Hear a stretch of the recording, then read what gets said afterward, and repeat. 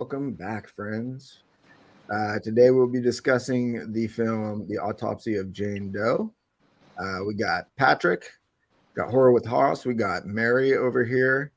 Patrick, how's it going, man? Doing good, doing good. Glad to be here for this one. Gonna be a good Uh, one. yeah, you picked out another banger, that's for sure, Ben. I agree. I liked it. It's a good one. Yeah, Mary, how you doing? Hanging in there.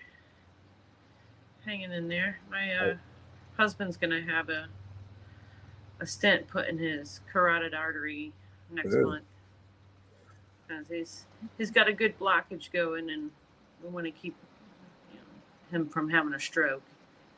Wow, so I'm glad you guys are on top of it. Yeah, his doctor checked his neck, and he could. I guess that that's why they put that on your neck to check. They can hear if you have one or not. And they say everybody kind of has it blocked anyway, but they don't do anything till you're above 70%, and he's 85. So we got to get in there and do it. No hesitation. Yeah, all goes well with that. Yeah, my dad's dentist found that out when they're when the dentist they examine you and they check your neck. My dad's dentist found a blockage in my dad's and sent him over to the ER that day. Nice. Yeah. Yeah, it makes a certain noise, I guess. Hey, Chadwick. What's up, Chadwick? In the house. Hoss, how you been doing, man? Been doing pretty good, and just I haven't put up a whole lot of content lately, just a few collection videos, but really interesting talking about this one. You picked a great title, and it's definitely lives up to the hype, I think. Yeah. Scariness and just the mood it sets. And look forward to getting into it with y'all. Yeah, Patrick had sent me some article that said like the script sucked, but the practical effects were good, and I was like, I like the script. Very, I very love much it. good effects. Yeah. I love the effects on this one. Oh, this is a banger from top to bottom. I mean, it's well acted. It's very well acted. It has a lot of emotion in it. This is a great movie. Some surprises and Oh, yeah. things you weren't gonna guess. Got Jason in the chat. What's up, Ginger Ninja? How you doing? Well, let's get into this one. So overall, it seems like everyone enjoyed this one. And let's just get right into it. Yeah, we basically just start. Well, did you guys have like any like big opening like overall thoughts you wanted to share on this one? I know that one young actor in it from, is it Dark Skies or what's the? Oh, Emil Hirsch. Where the electric's attacking him or something. He's in a movie. I can't remember the name of it. It's a really good one though. And him, I just saw him in the House of Hammer series. The father. Yeah, he did Succession. That was on for like the last 3 or 4 years and got a Trick or Treat ton of awards. Yep. Of course, he also did to some people, he also did the superior Hannibal Lecter. He was in Manhunter. That's true. That's right. I forgot about him. He's definitely a seasoned veteran. I don't know if I would go so far as to say superior. I think he did a pretty fine job, but I mean, it's hard to beat Mr. Hopkins there. Yeah, I think they sort of pushed his character for Manhunter. They pushed his character back more into the background, whereas Hopkins was front and center. And I think it's Hopkins definitely got more screen time, but in the book, that's how Hannibal Lecter was played in the book. He was more like behind the scenes. He wasn't up front. So I liked Brian Cox's Hannibal. I thought he did a good job. Did you like it more than Anthony Hopkins? You know what? Like I said, I like Anthony Hopkins. Yeah, I got to go with Hopkins because he got more opportunity. I mean, could I see Brian Cox doing what Hopkins did in Silence of the Lambs? Oh yeah, not a problem. He could have did the same thing. Brian Cox is a very good actor. Very He's a good. good actor. Yeah, and in this movie, he plays the father slash coroner, senior coroner of this family business that is a coroner's office, and they get a mysterious body delivered to them, and so they are tasked with doing an autopsy for it. And yeah, we're introduced to the father. Let's see, I'm terrible with names. Did I write it down? Tommy, it looks like. Tommy, yep. Austin's the son's name. Yeah, Yeah, the father Tommy. is Tommy. And Tommy and Austin. Yep. Tilden. And yeah, so we're introduced to them, and also the girlfriend, right? Austin's girlfriend. Yes. Yep. Yeah. Did you guys have any initial thoughts when you saw the cast and saw the sort of chemistry between them, dynamic of the relationship? They're a cute couple, but she's really pushing it right off the bat with controlling, like, hey. Yeah, she really was. She was she was trying to get him out of the business. You know, she didn't like the business. She didn't see herself in the future being a small town coroner. She wanted her husband to It's be. not like she has to do it.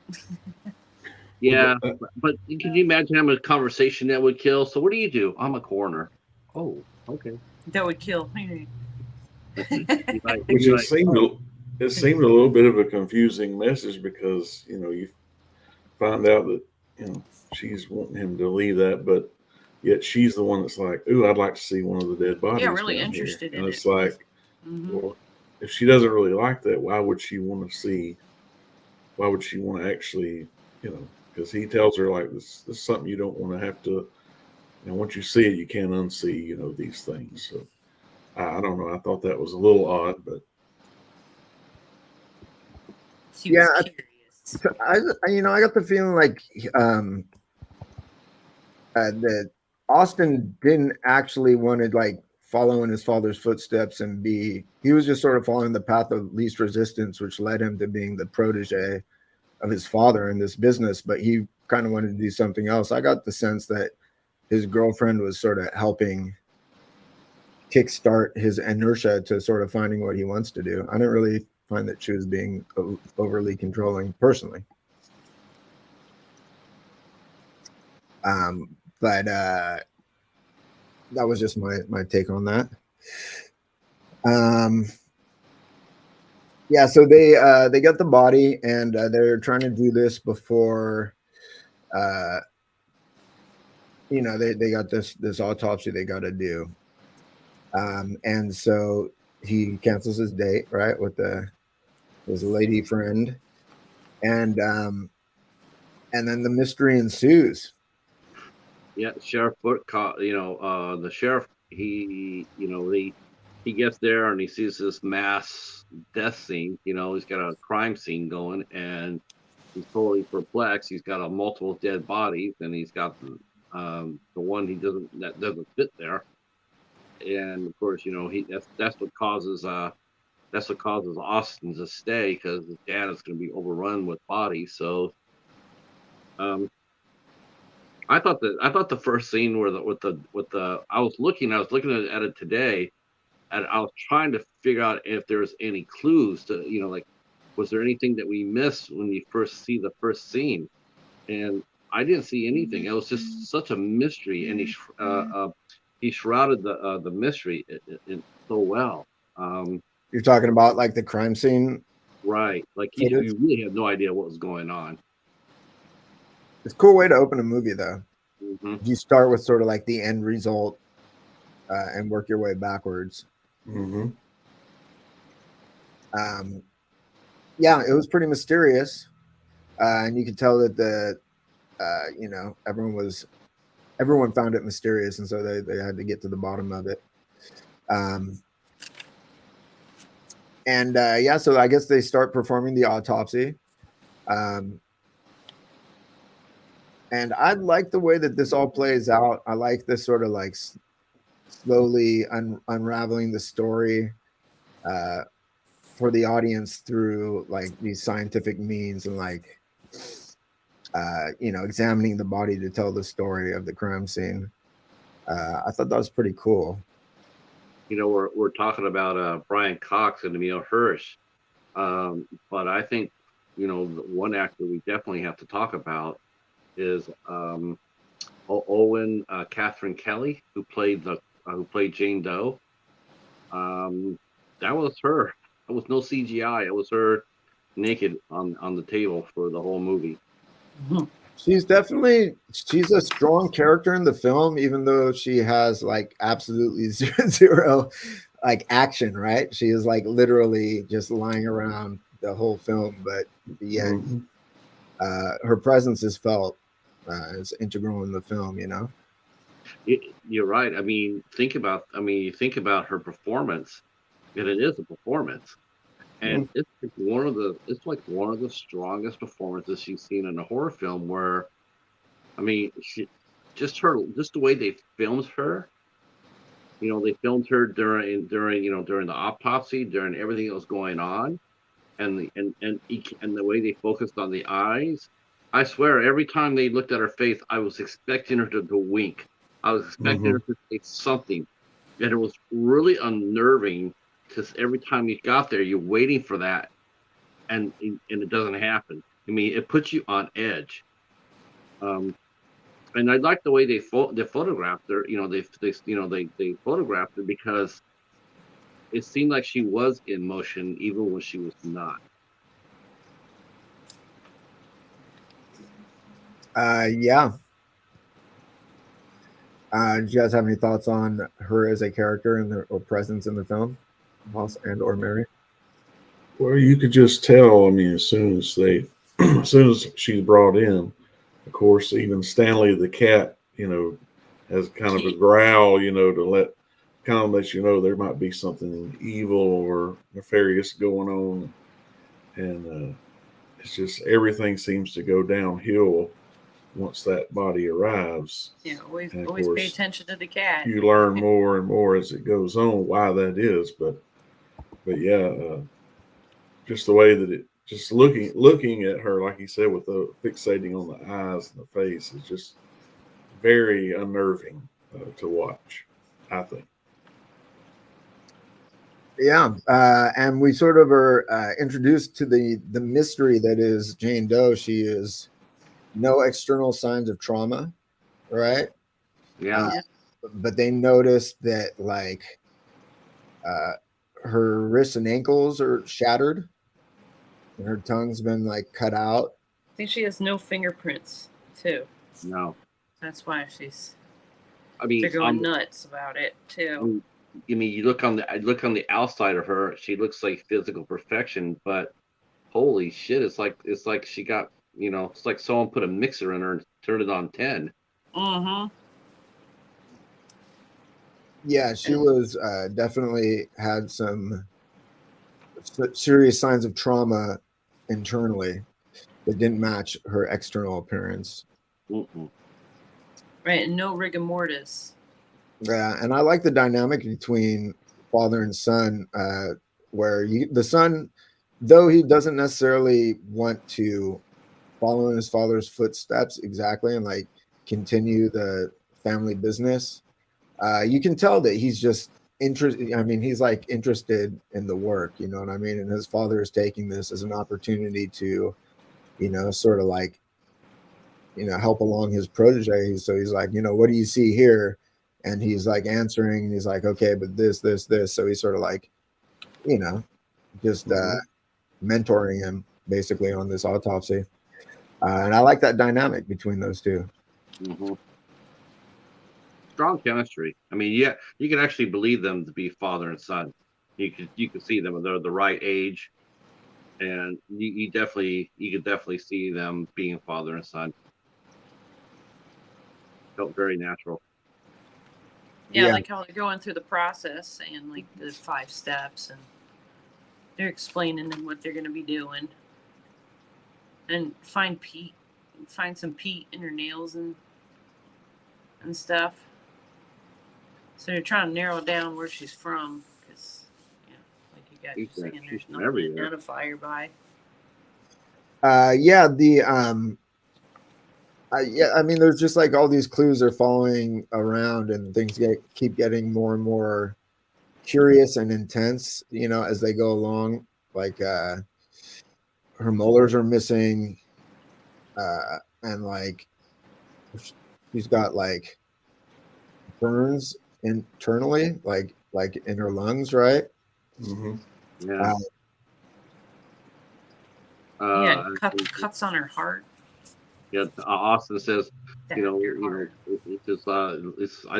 take her to be a smoker, and then Tommy goes, well, she could have been smoking for 30 years and wouldn't have lungs like this. Right.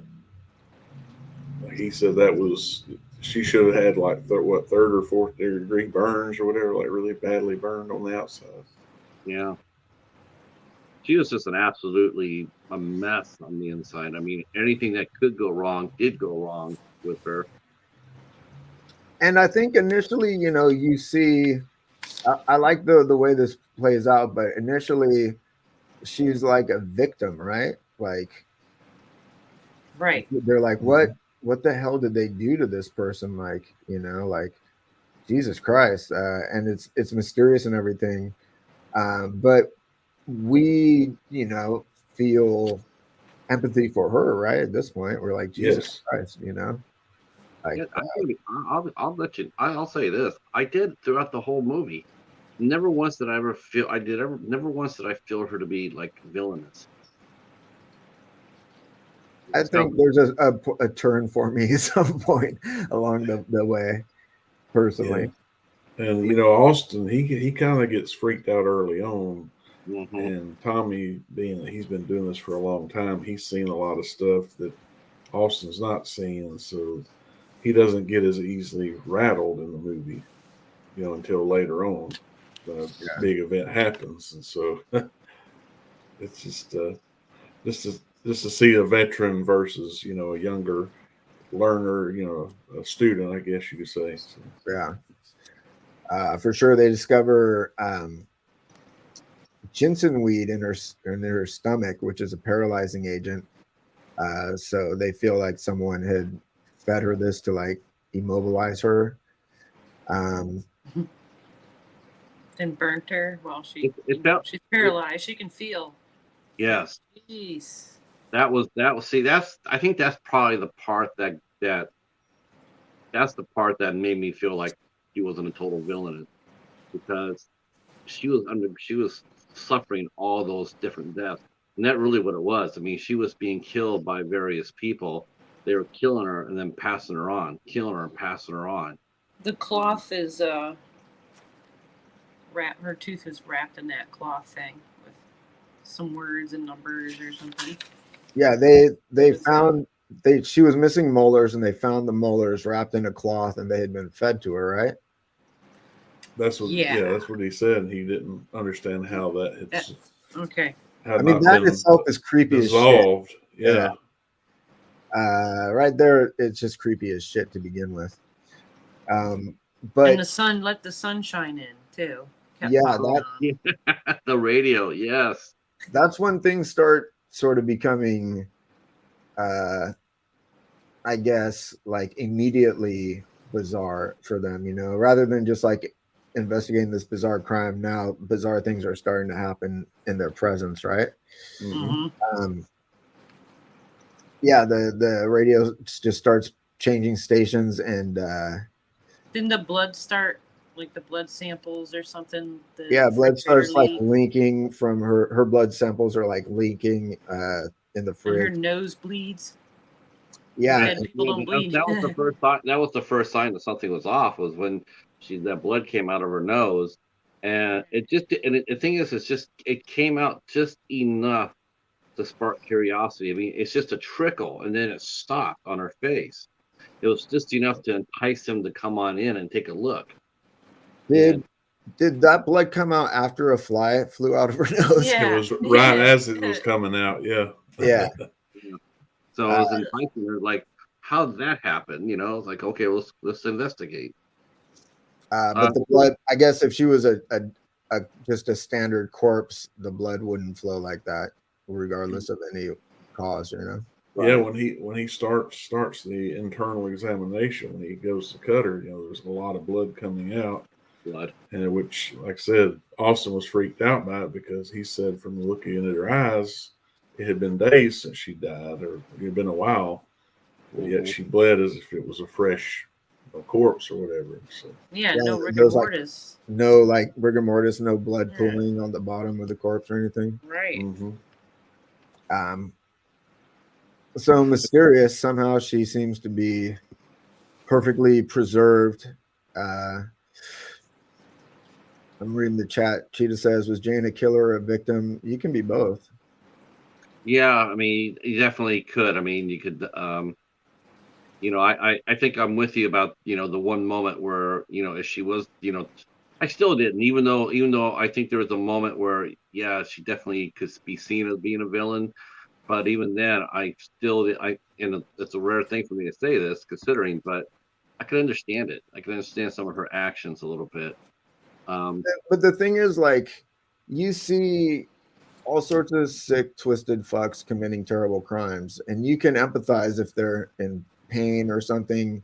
You can understand, like, oh well, they were abused their whole life, neglected, blah blah blah, and that's fine. I mean, I do that. That's just a natural mode of being for me, but that doesn't make them any less evil or whatever, just because you understand the origin of it, in my opinion. Yeah. I mean, if I guess if they, because they're, because Austin mentioned, that she died as a witch, and then Tommy's sitting there going like, the Salem witch trials never happened. There was no witches. They were all just young girls, and and that part is true. There were no witches. So even though Austin believed it, and his dad's like, no, that's just a myth. So there's no, that takes a reason, a justification why she was killed. Well, she was a witch. Well, and the dad's saying, well, no, that doesn't happen. There was just, you're trying to figure out who she was and why she deserved to die that way. And then to me, the motivation was, how does she keep going forward? How, she's hundreds of years old, and it's just like, who's really cursed here? I mean, she's going through hundreds of years of being absolutely tormented. Every time someone comes up to her, I mean, look what they did to her. And she felt that. They opened her up, like, even though they had no idea who she was or what she was about, they just saw her as a dead body. And then they had no way of knowing. But when they cut her open, yeah, it hurt. And of course, she's gonna be pissed at that. But you don't know which came first, the chicken or the egg. Perhaps she was an evil witch. Maybe there were witches. Otherwise, like, they say in the film, like, the intensity of the situation or whatever turned her into what they feared, right, or whatever. So they're saying, that's what they were saying. I think it was something like they were saying a ritual that was being performed on her. Maybe that's what they were thinking. Like, it might have been a ritualistic thing, like it might have been some cult. But I feel like it was implied that their delirium, like, around the witch stuff, their fear of that situation drove them to create what they most feared through whatever ritual they were doing, right? Mm-hmm. Dad was really smart. I mean, Tommy was razor sharp. I mean, he sees something like, he saw that and he immediately knew what it was. It was just like, that was, I mean, no hesitation. It's like, okay, I know what that is. And, and you see his books around his office, and that all those books that he had, including the Bible, you just know that he read all those books. He's just full of knowledge. He came across the scene just about everything. He was smart, and he also had the mindset of a skeptic, like, he sort of had that, I'm going to question everything, and not take stuff for granted. Mm-hmm. He just sort of had that mindset. So, and I feel like that sort of plays has a dynamic between him and the son. His son's like not fully skeptical yet, you know. He's like, "What the fuck is happening here?" Right? Right, right. And the father is sort of like counteracting that, and it sort of prolongs the tension, and it prolongs sort of like the the zenith of all the shit that was going on.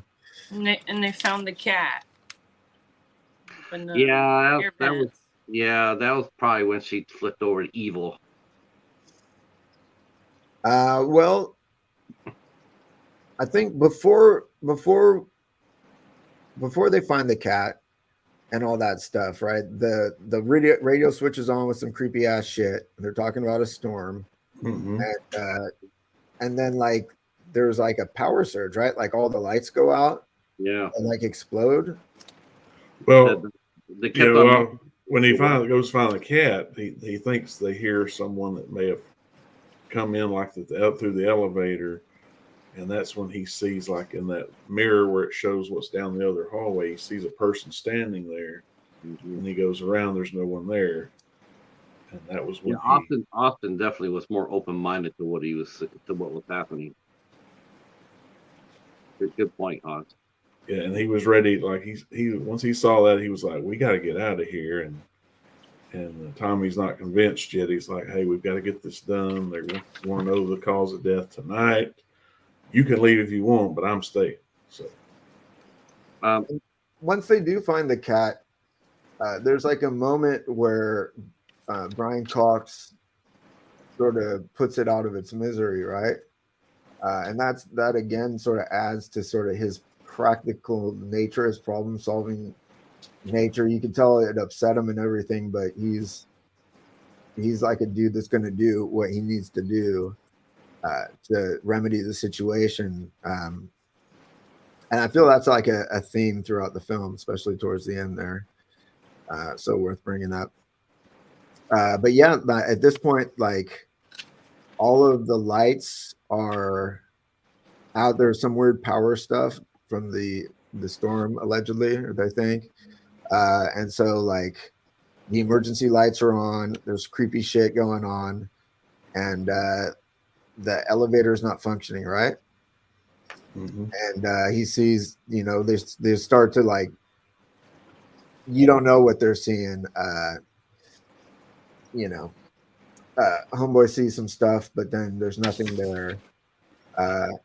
And it is at this point now. It has been a little while since I've seen this. So well, the lights, they blow out, and then he has to turn his cell phone light on just to be able to see. And they notice that all of the places where the other bodies they had were out, all the doors are open, the bodies are gone. Yeah, right. And they're like, basically, this is the point where Tommy's like, well, I mean, pardon my language, but he says, "Let's get the fuck out of here." Yeah. And how dare you, Hoss? How dare you? And so that's when they go and they're trying to figure out, he can't get a cell phone signal, and they find out that there's a tree limb from the storm that's blocking the door to get out, because they basically exit out kind of like out of a cellar on the outside of a house. Yeah. And so he's like, let's go to the office to call from there to try to, call the sheriff, say we need help. We should mention one thing about this too. We have to mention the bell on the foot. Yeah. That was brought up in the when they were talking to the girlfriend. She was like, "What's that bell for?" And they were saying, like, I guess, back in the olden days, they just they put that there to verify that no one was dead, because they don't want to bury some person that was still alive, even if they appeared dead. So they put the bell on their toe, right? Right. Mm-hmm. Right. Mm-hmm. Letting them know that they were alive. And because the bell played a key part in the movie, because you kept on hearing it. They would be out of the room. They'd be in a different part of the basement or the attic or wherever they're at, the room, and then you can still hear the bell ringing. And that bell, when they went in the office to make the phone call, they're hearing it, and they're like, "Yeah, we know what body has the bell on it." And he looks under. No That's Face. where he looks under the door, and he sees that body walk up. Mm-hmm. Did you did that bell add a layer of edginess to it for you as the viewing it. When you hear that bell, did it just like holy shit, like something evil this way comes?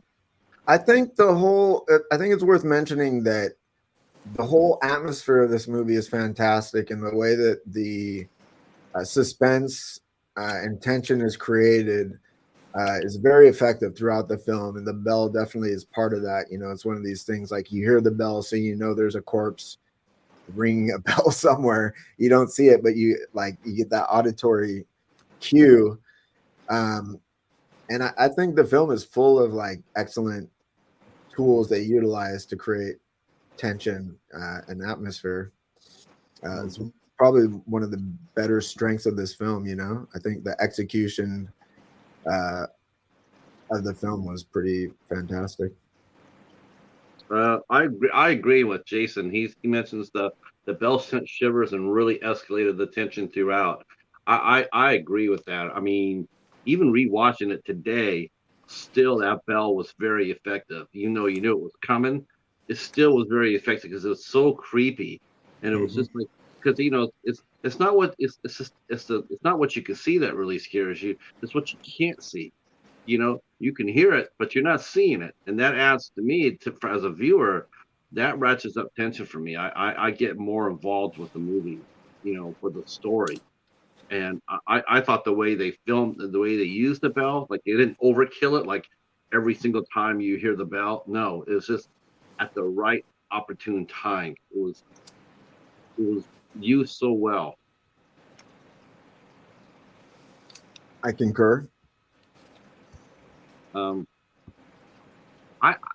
yeah, and I think the other thing too is when you watch Tommy, being the skeptic. You mentioned him being a skeptic, and then you slowly watch his skepticism slowly fade off. It starts becoming where he's starting to believe what his son's telling him, and when they basically start getting worked.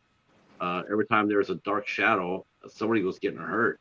I mean, she was striking back at him early and often. Yeah, I mean, one of these things where it's like all foggy, I believe, in the hallway, but we hear the bell when they're near the elevator, right? And they're getting freaked out, super freaked out, and then there's a point that comes where they see what is in the fog, right? And Tommy buries an axe in its chest, and it turns out that it's homeboy's girlfriend, right? Austin's girlfriend. Yeah. Yeah, that's when they had went to the elevator. Yeah, they were being basically the one with the bell on his ankle was kind of coming after them, almost like a Now the Living Dead thing, and it broke and they his can't rib. They can't get the doors to close all the way, and so he sees it. He's got the axe. He's like, "All right, I'm gonna attack." And unfortunately, it turns out to be Emma. Sorry, go on, Patrick.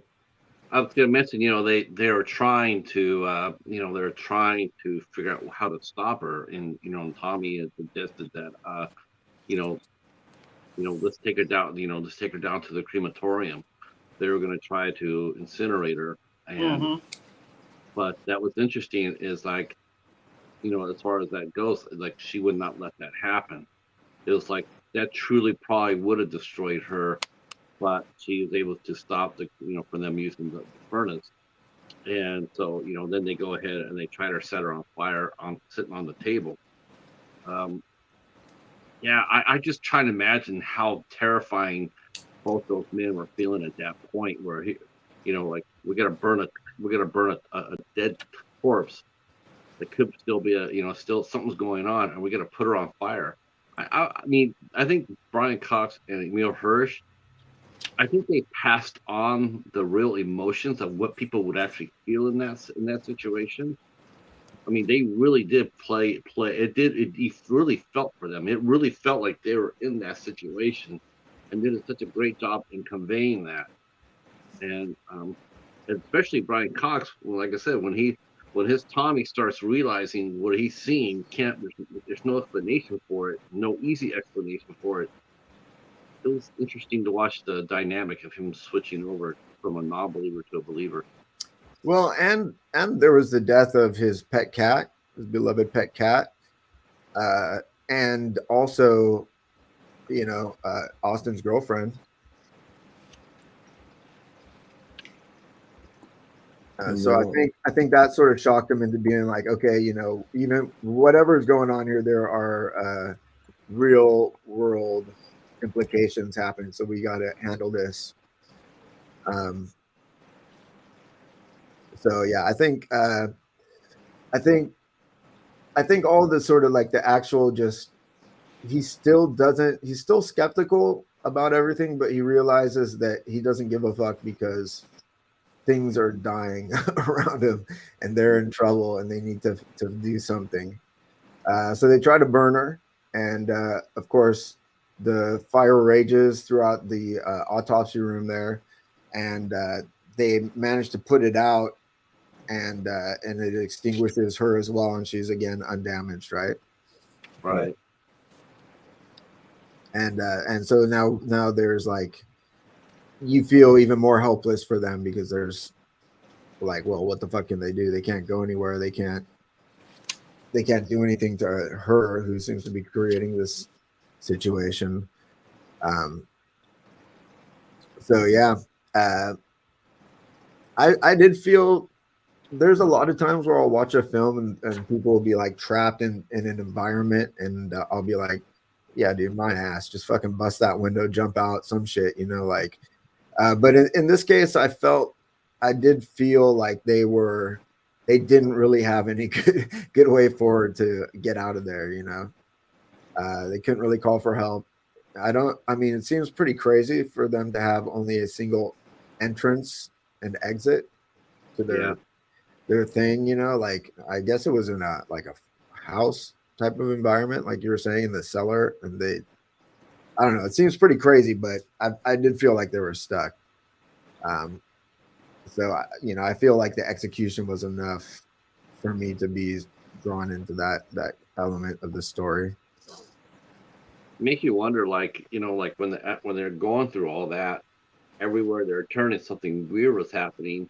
You just wondered why they just didn't go through, like down like toward the crematorium, that little narrow aisleway, put their asses against the wall, and just stay there. It's just, put their asses against the wall and just like look out, don't move, almost to the point where you say, you sort of want to say, like blindfold yourself.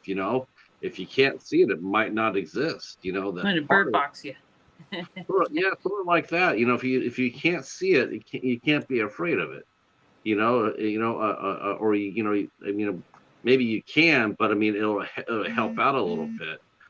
But it's like you felt bad for them, because they're rational men, they're educated men. That's the thing, that they're not just young kids like a lot of times you see in these movies. These are professionals, and yet here they are in this situation, and it's just going all wrong for them. All the logical thinking, it's just sort of vanished slowly but surely. Yeah. I do feel like they don't. Us as a viewer, throughout this movie, realize that she is playing tricks on their minds. Like the girlfriend isn't necessarily actually dead or whatever. Like, it's just like she's manipulating their minds. So like, I don't know that they know that she's manipulating their minds, or if they think she's manipulating the environment. You know what I mean? That was just my take on it. But yeah, they're sort of stuck, and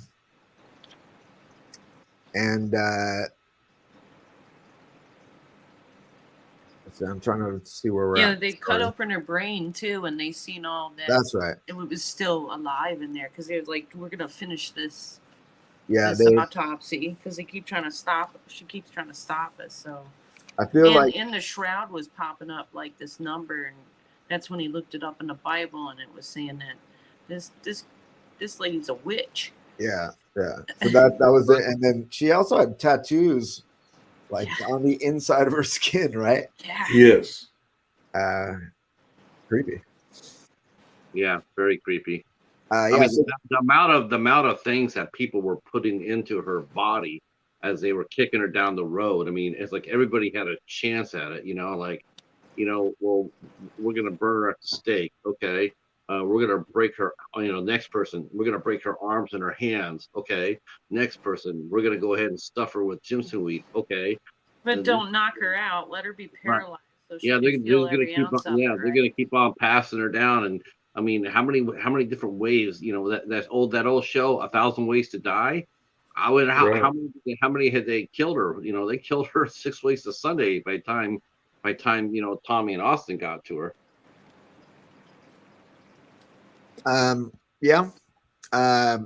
They realized that what was the Pete for though? What did that do? Like that for the story that designated the geography of where the area. Yeah, Salem, right? Mm-hmm. All right. And so I thought it meant something else. I think that was it, right? It was the Pete and the Jensum were both like local to Massachusetts, New England. New England. Yeah. Yep. Okay, I wasn't sure if there was something else or something.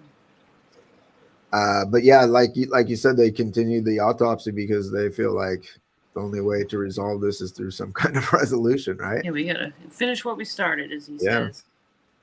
And you get the feeling like Brian Cox is thinking like, if we find out like what killed her, then we resolve this mystery and we can lay her to rest or whatever. But we sort of realized at some point that she doesn't necessarily want to be laid to rest. She's just like, yeah, he says this is her revenge. Yeah. And she has a powerful revenge built up within her. That's for sure.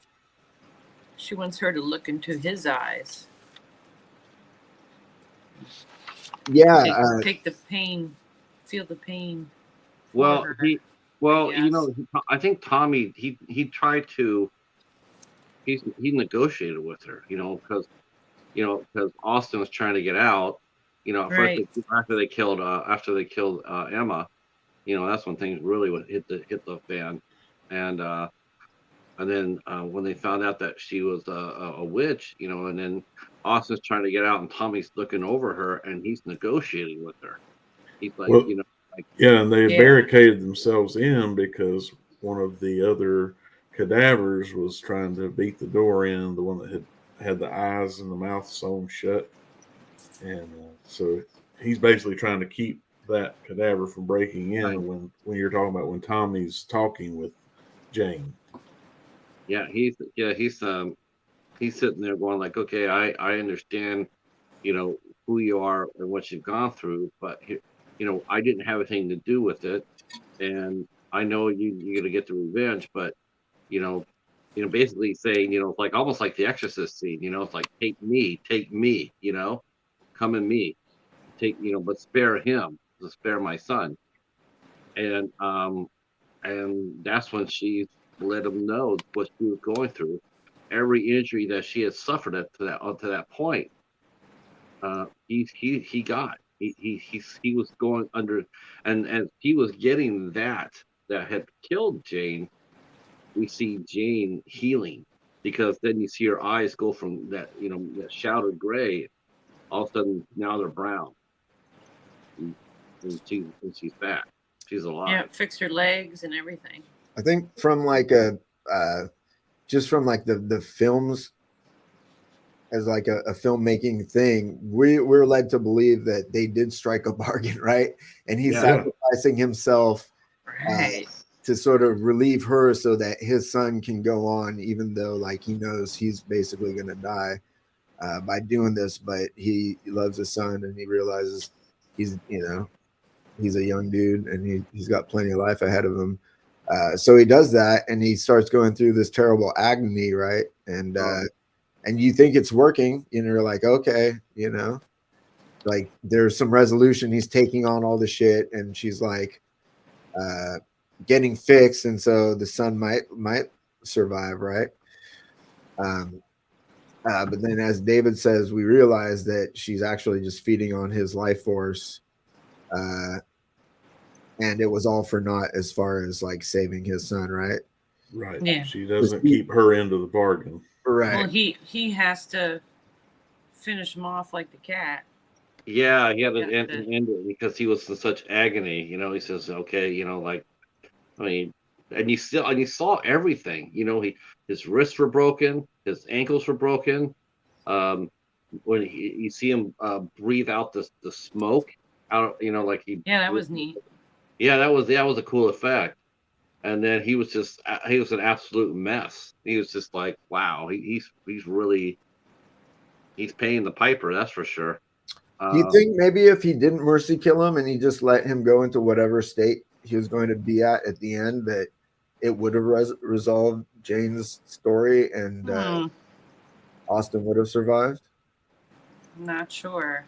I don't get that feeling. I feel like, the Yeah. whole time she was like kind of evil, but Yeah, Yeah. because he started having the tattoos show up on his abdomen. I thought like the X's and stuff were there, so he was getting everything. He wasn't gonna survive. because like And when the I- suffering. when I first saw it, I was like, okay, they struck a bargain and she broke it. But if you think about it, maybe like he kind of broke it by mercy killing his father, like he didn't let it fully play out. And so like it just of course, he didn't know the bargain his dad struck because he was over at the door.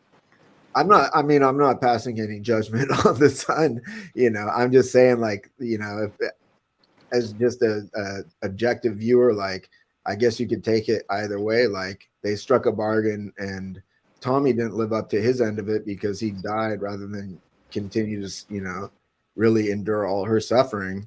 That's true. Maybe if he did get it all of it, maybe she wouldn't have did what she did.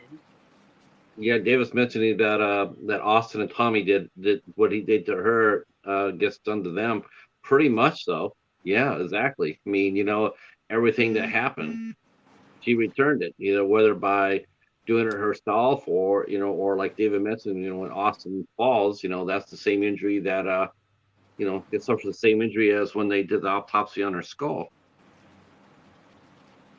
Yeah. I mean, he thinks everything's, I guess Back maybe to- the evil's gone because the lights come back on, like David's saying. The bodies are back where they're supposed to be. So basically, everything's been reset except for, Emma laying dead where she was at.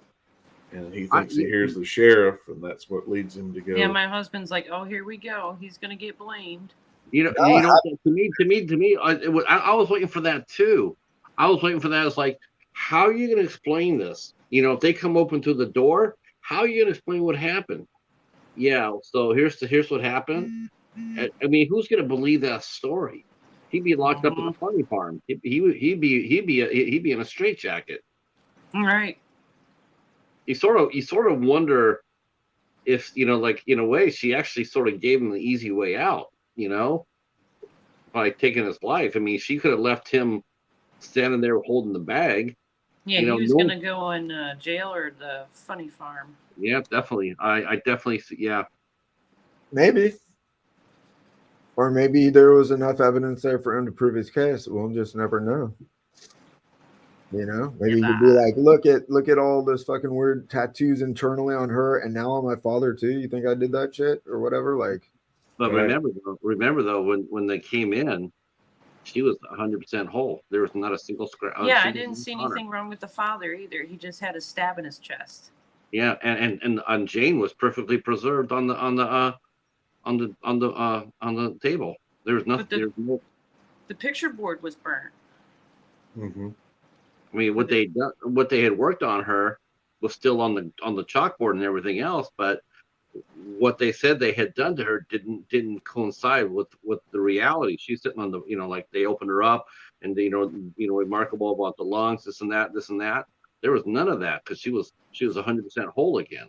And then the camera, of course, had got damaged in the fire, so there was going to be no video evidence of what they experienced either. It didn't so. look burnt in the end, though. Like it was That's just true.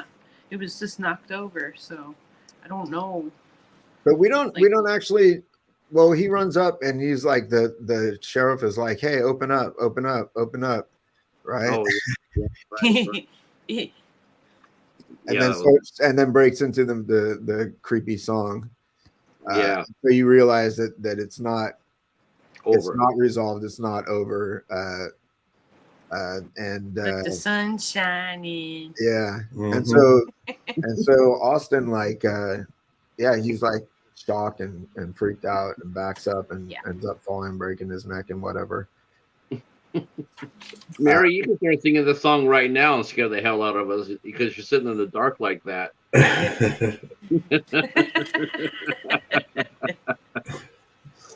Oh shit! It's okay. I have a candle. Oh boy! Fake. Ow, ow, ow. Oh man. You better alert the squad, Ben. Props. Yeah, and so the police finally do come in, and they discover the scene. They're like, "What the move this bitch to the next county? Fuck this!" Yes, Yeah. Don't I even care. thought that was the line. I thought that was the line of the movie. Yeah. I thought that was like, "Get them out of my county." He's Yeah. like, "Nope." He's like, I'm not doing That's this nice. over and over again. Yeah. Yeah, take them. Yeah, where do you want them? Out of here, out of my county. I And said, so wash your hands of it. They do begin to transfer her, and then there's the implication is that the radio starts playing the creepy song as they're driving, and then we see the Big toe move. and the bells. Ding. Ding. Yeah. Ding. Kind of like Very, very, very, very, very creepy. Very effective ending. Mm-hmm. yeah, and so you realize it's just on to the next, right? Yeah. Definitely. So yeah, I guess overall that was the film. I quite enjoyed it. I thought it was like very well done. I think it's like there's not that many horror movies that are intend to like set atmosphere and tell a scary story and succeed in that. So when one does, I'm like, that was a good one. And I felt like this one did. Yeah, I was fully entertained and just the location down there where they're at. I mean, that's scary enough. Like I wouldn't want to be down there for very long. It could have been a COVID movie with like how many were in it. They could have definitely made this during 2019 till now. It could have. Actually, it was came out in 2016. Yeah, it's nice. The bliss of 2000 before. It did very well. It did very well at the box office. It made over $6 million. So that was really, for That's IFTV. good. Yeah, that's really good. I'm surprised it didn't make more. It's decent. Well, you know what? It's funny. It's funny. Me too. It's just how the it's the way of the IFC doesn't get a lot of no props out there in the theaters. They don't get a lot of independent films. Opening red carpet days for them, huh? No, it's like there's not a lot of independent film companies that get that sort of that sort of wide wide theatrical release. I mean, even the more popular independents, they not unless they get a major hit. I mean, a major hit, they'll get So a lot of these movies like Jane Doe, which is like better than pretty much 90% of what we're gonna watch, doesn't really get a chance to get seen by a lot of people. but it's not a giant. I mean, it's a small independent film, so the distribution is different scale. So that's just how the whole industry is, It's. I mean, this is. Could you imagine if Blumhouse would have released this movie? I mean, or a little bit somebody a little bit bigger pull. I mean, then Lionsgate or something. Yeah, something like that. Yeah, Blumhouse would have been good for this film, probably. It would have been. I think it probably would. I think part of the budget is marketing, right? And so it didn't have a huge marketing budget, and so it sort of flew under a lot of people's radars. Even though I think nowadays, a movie doesn't really need a wide release in the theater in order to be successful amongst an audience. With all streaming options and whatnot. Right. I mean, look at Terrifier 2. I mean, that got spread out through word of mouth. People talked about it, and then before you know it, it just, people were like, what are we watching? What are we watching? And a movie that I watched this week, also the same thing with Skinamarink. It came out very low budget, and then the word of mouth hit, and then next thing you know, it was playing in front of. How do you say it? Skinamarink. Always go Skinamarink. I think you call it Skinamarink, dude. Skinamarink. I saw that in the theater. I have to say it fast. What did you think? What did you think of it, Ben? I'm a weirdo. I went to art school. I don't mind weird artistic expression. So for me, I understood their goal, and I felt like they accomplished their goal. I thought there was some unnerving stuff about it. I thought visually it was very unsettling. So I ended up liking it, but it's not a traditional narrative. So I also understand why many other people would be like, "What the fuck did I just watch?" I was sitting there watching that. There's two movies that came to my mind when I was watching it. One was obviously Eraserhead, right off the bat. I think, man, this is. I've never seen that one. And the other one I was thinking about was much more mainstream for me, and that was Mother. And it had the same, even though Mother was a lot more visual and a lot more interactive, cast, but it still had the same. It's still a very weird experimental feel to it. But I liked it too, Ben. I liked it too.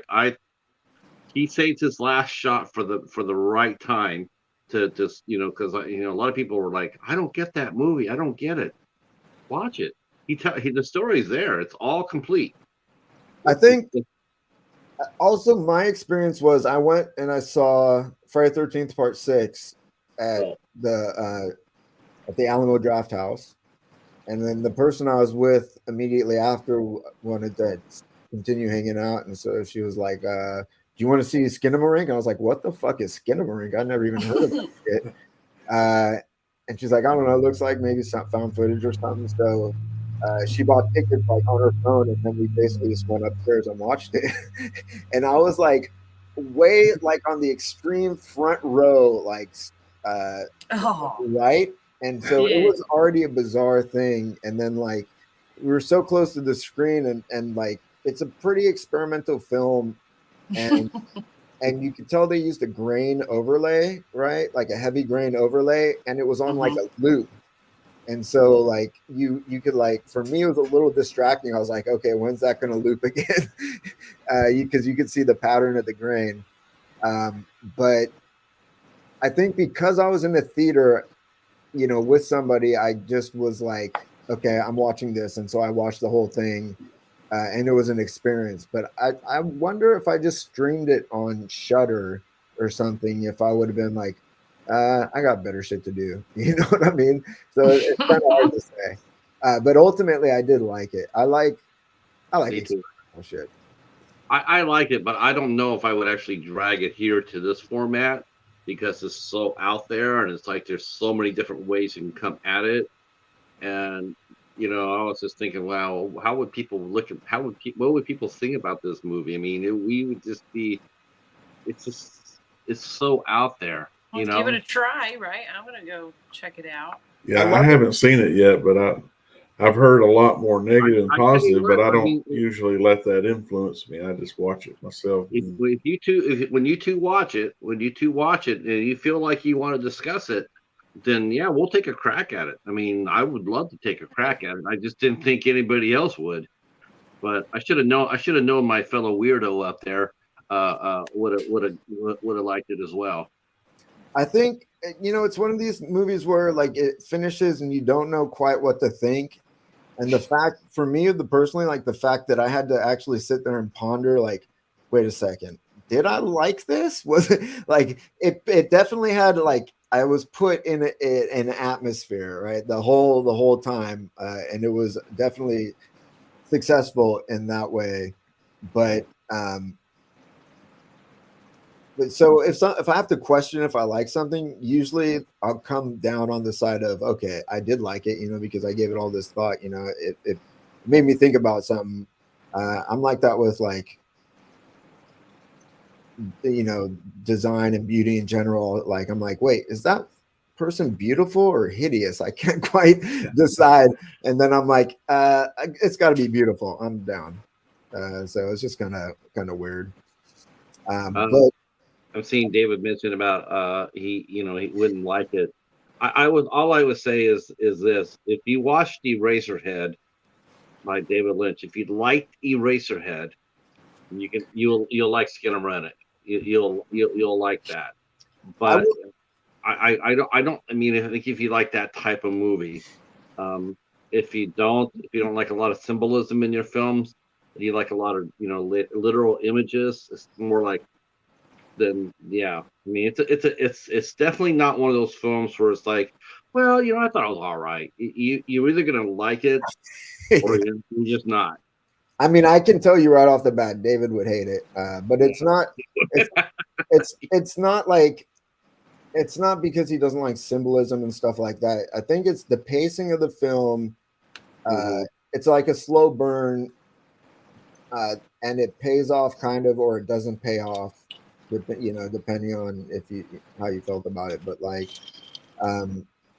if you're not a person who can get drawn into the like visual and like audio atmosphere of a film, like, and that's basically the driving force that's keeping you entertained. It's like very loose narrative storytelling. Like there's not really much narrative there. So it just relies on that atmosphere. And for a lot of people, that's just not enough. You know what I mean? And I don't blame them or anything. It's just No, not at all. It's just no. There's nothing bad if you don't like it. You don't like it. I just think that if people who saw Eraserhead and not necessarily liked Eraserhead but watched it, like you could watch, because there's a difference between watching. Like a lot of people just won't watch certain things at all. It's like you can watch Eraserhead if you're open minded enough to watch a movie like that, or I'll even say this, or a ghost story, which is. So I get that spooky because I mean I like Skinner Rennick fine, but I hated the ghost story. I hated it with a passion. I thought it was just bullshit. But so I get that. I get that you can like one and not the other. But the fact is that you watch them at all is really one of my points. It's like you. I don't think so, David. No, not at all. I don't think so. I don't think you're close-minded at all. No, I mean, but you got to think of the mainstream people. I mean, we're a horror community. We're gonna go see stuff like that. But the average Joe, I mean, people who went and saw Skinner Rennick, a lot of them got pulled there because it was the thing to do. So people went and saw the movie, and the director commented on this during the commentary. He said like a lot of people went and saw the movie and they just totally were lost at it. I don't know what I was watching. I don't understand it. I don't get it. What am I watching? They were there because everybody else was, but they had no idea because they don't watch those type of movies. I think I wouldn't say you're closed-minded because you didn't like it. You don't have to be open-minded to like. I mean, people don't like everything, like. No. If you want to watch a movie, I hated the ghost story. I hated it. I didn't like it at all. And I just wasn't a fan of it. I'm not. Did I love Skinner Rennick? No, I didn't love it. I didn't like. I'm not going to sit here and say it's the best thing since sliced cheese. No, but it was very different. It's something that you watch with a friend or a group. And the one positive thing I will say for the movie is it's an hour and 40 minutes long, but he does complete his story. The story is complete. It's not just well, I watched an hour and 40 minutes. There's no resolution. There is a resolution. And I think that really helps that movie. It's a weird movie, man.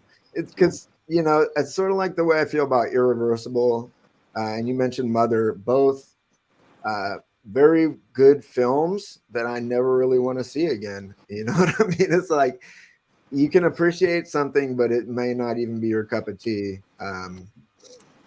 But Skinamarink is one where it's not very friendly to the viewer in general. Like you're always like the camera shots are cropped in such a way that you're only looking at the like upper part, like you're constantly trying to move your head down because you want to see like something that is like basically like 3/4 up on the ceiling and shit. And you're like, what the fuck? So it's just like unnerving. So it's not meant to be like nerving, it's not meant to make the audience feel good. It's like you're supposed to feel like sort of weird when you watch it. So successful.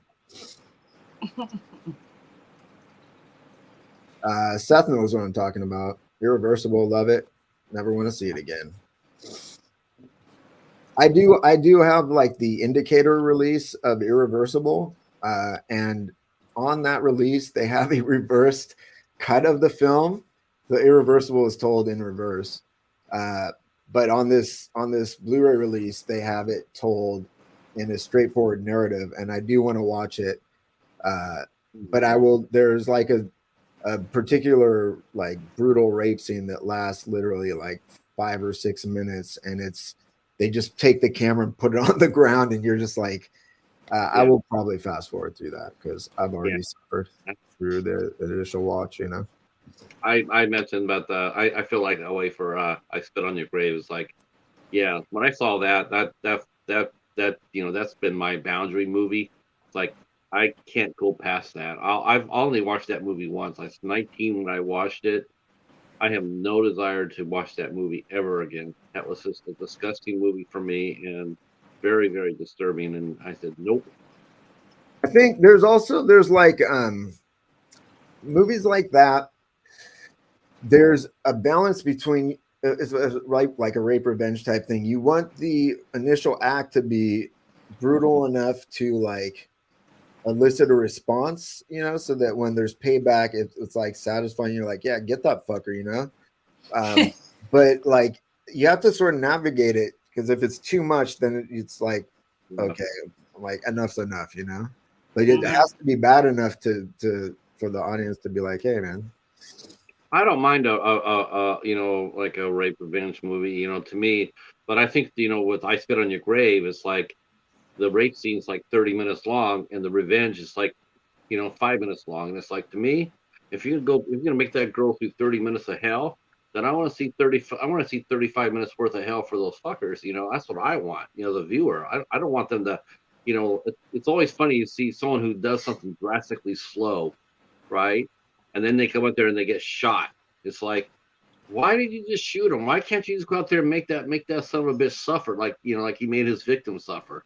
Have you seen the remake? There's some suffering of the perpetrators. Yeah, the remake is definitely amps things up, doesn't it? No, I thought the remake has 2 sequels, and I like them both, but I think the first one was the best. Yeah, I know they remade the movie with the original director and Camille Keaton. I believe that was like a sequel. It wasn't a remake. Yeah, it was a direct sequel. You're right. Yeah. And I had a chance to interview Jamie Bernadette, who starred in that movie, and I interviewed her, and I didn't even touch that movie. I never asked her a single question about it. Didn't want to know about it. Didn't care to. I don't know how the fuck we started talking about all this other stuff. It's a good discussion. But Autopsy Jane Doe. Jane Doe. Let's give some quick some ratings on this one. Patrick, what's your rating out of 10 on this one? I'd give this a solid 9. I love this movie. I thought this movie was spectacular. Good pick too, Ben. Yep. Hoss, how about you? I will definitely give it a 9 as well. And it's definitely one that I can revisit from time to time and still, like I said, feel that unnerving and just the whole mood of it. You just get drawn right back in. So a great pick as well. Thank you. Indeed. Mary, how about you? Well, I'm taking an 8.5. I really like this one, but my favorite's Werewolves Within Yeah, so far. But there's so many to choose from and to go through. We're gonna find more diamonds next week. This was definitely one of them. It was a good one. Autopsies. Yeah, it was hard to say like which one I like better. Seth's out. Thanks for stopping by, Seth. Yeah, it's hard. I would probably rate this 8.5 or 9. I mean, that's a very high rating if you consider like 10 would be the perfect film, like like a Blade Runner or an Alien or something like that, like super upper echelon. This isn't quite that, but it's a very well told story, and it sticks out because I mean, they don't really make masterpieces that often. So when a movie is very good, then you're like, oh, that might, that was very good. So I go 8.5, probably 8.5 and 9. Mm-hmm. But then you think like, okay, was it as good as Blade Runner or Alien? Not exactly. Well, it's IFC 8 out of 10. Yeah. Definitely recommend. I would. If it was normal, if it was just normal theater, yeah, you're right. I'd probably give this a 10. But this is IFC, so you have to grade it a little bit tougher. So that's why I gave it a 9. I think I would definitely recommend this to anyone. If you haven't seen it, watch it. Most people, I think, watching the stream or visiting the stream, I liked it. Have seen it. Yeah, that's the next. That's the one I'm picking there, Mister. That's right. This is Mary's pick right here. Radio Flash. I haven't watched that one yet. Yeah, I need to check that one out. Brighton it's not an 8, but it's not awful. That is next week. We'll be discussing that, right? Yeah, the 27th, right? It's not the Maniac remake, right? No. And that will be on Patrick's channel. Patrick, you want to I'll be hosting. I'll be hosting next Sunday. For Mary. Mary's. I'll be. Mary, as you know, Mary and I, we share the channel on Sunday, so it'll be Mary's discussion to lead and her movie to pick.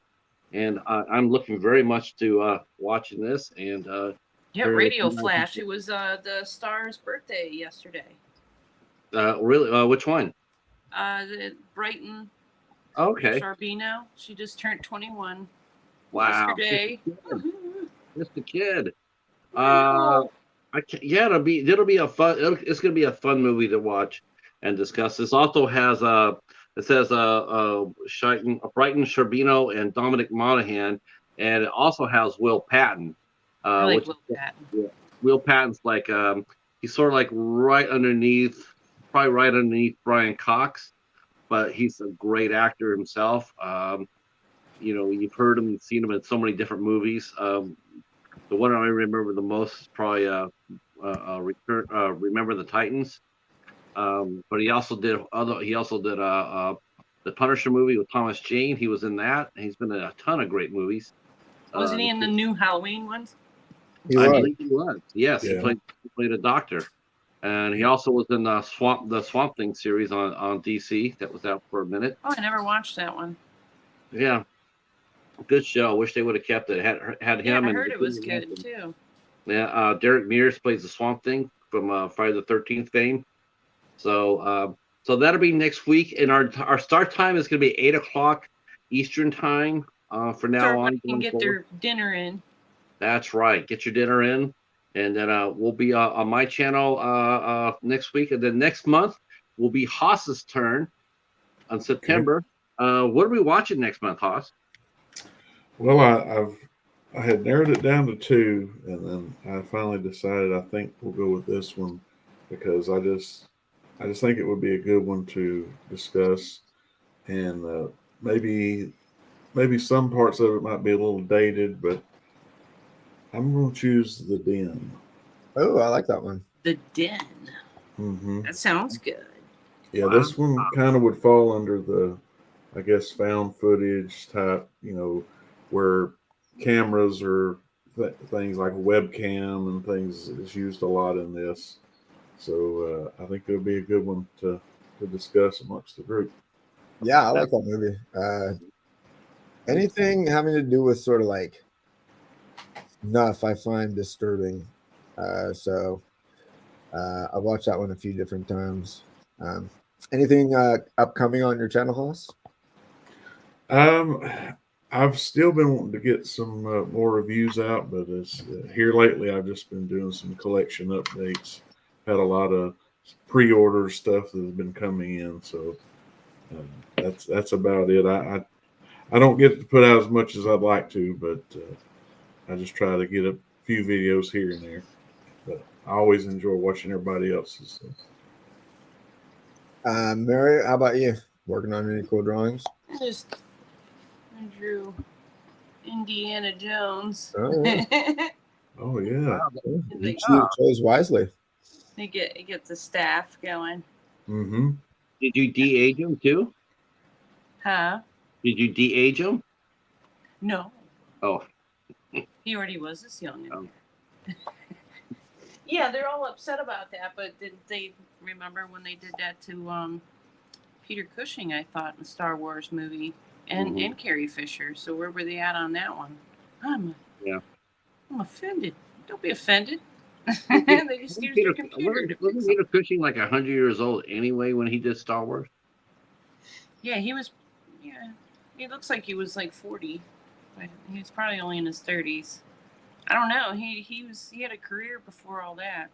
I mean, I remember watching him in the first I remember watching him in the first Star Wars movie, and it's like, oh, it's Peter Cushing, man. He looked like a walking cadaver then. Yes, but then like they used him 20. I was like, what? That guy's been dead forever. How is he in the... Wow. Well, they used that de-aging in The Irishman too, didn't they? Oh yeah. That was weird. Right? Yes. Oh yeah, that was terrible. Watching those guys trying to kick somebody on the street, and it's supposed to be a fight scene, and you see them trying to hold their balance because they're so old. It's like, don't fall, Robert De Niro, you'll break a hip. Oh. It's kind of a weird thing. I mean, in like 3 years, it'll just be like it's just how every movie's going to be, depending on no matter like how old someone is, they're just going to have like filter on their face. But like Looker. Remember that movie Looker? Oh, with Albert Finney. Yeah. Yes. They use your likeness and they scan you and then make you get some plastic surgery. Like you're not perfect enough, but we'll use your likeness. You know. Yeah, I mean it's already. I mean, it's crazy. It's getting pretty crazy, guys. All right. Well, hey. They can de-age me. What's going on with your channel, Ben? Oh, my channel. I keep meaning to put out stuff like but I haven't. I'm gonna keep meaning to do collection updates. I've gotten some pretty amazing shit. Kaiju shit? Say again? Kaiju shit? I got all sorts of kaiju shit that no one's ever seen. You know what? I'm gonna start boycotting cat reels and start begging you for some kaiju shit. Yeah, man. I got that. I recorded like horror karaoke for the loved ones, but that one's like all done. I just haven't posted it. I bought this Hammer House of Horror. Oh, okay, yeah, nice. That's where I seen was it Brian Cox was in one of these episodes. Ah. Silent Scream.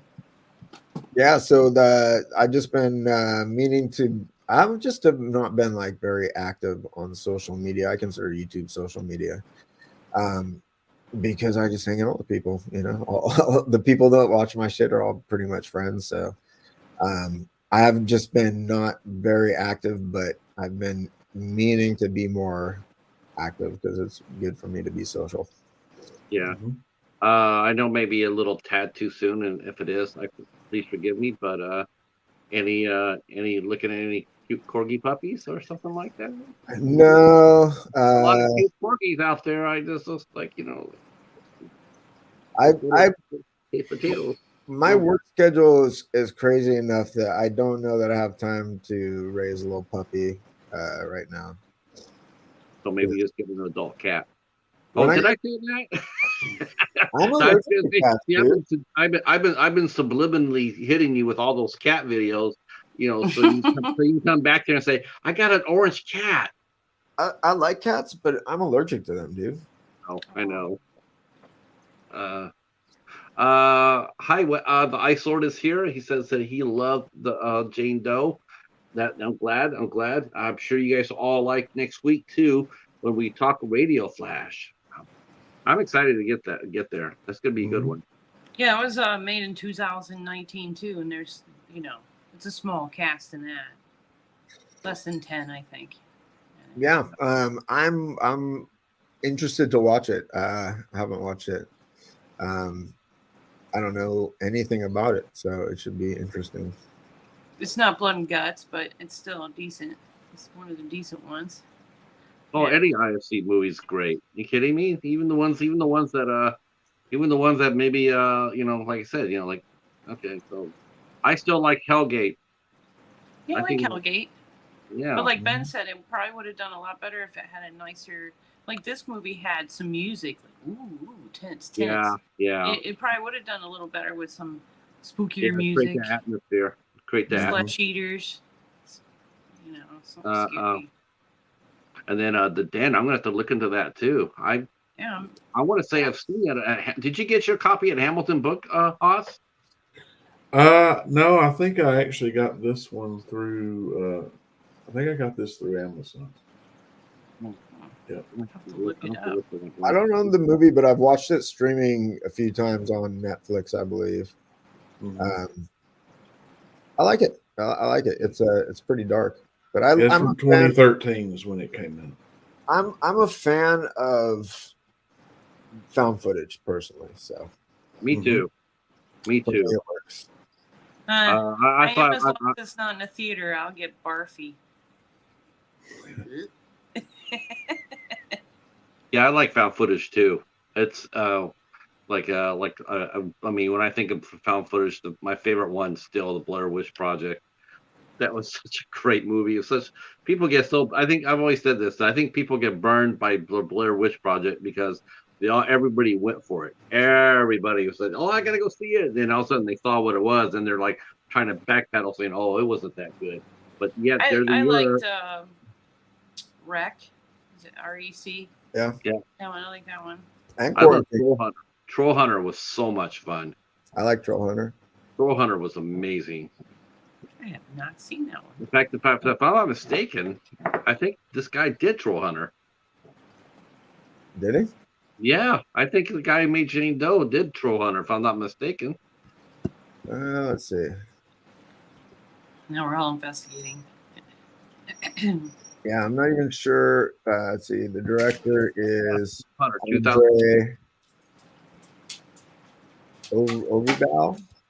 Yeah, looks like he did Troll Hunter. And he did scary stories to tell in the dark, and he did the Last Voyage of the Demeter. Yeah, that's out now. Yeah, Troll Hunter was an amazing film. Yeah, I like Troll Hunter. Me too.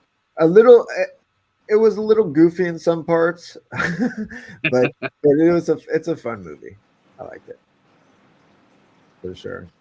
All right, well, thanks to everyone who stopped by in the chat to watch the stream, and thank to my fellow panelists up here, Patrick, Horvath, and Mary.